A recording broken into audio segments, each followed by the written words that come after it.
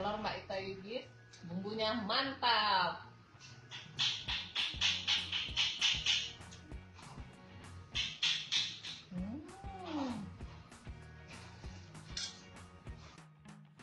Kangen mie celor wong Palembang? Nggak perlu ribet lagi.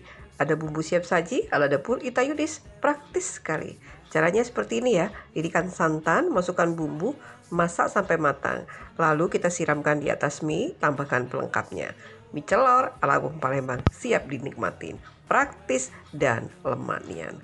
Ayo buruan yang mau order, hubungi Ita Yudis 0813 6770 2798. Salam mie celor wong Palembang.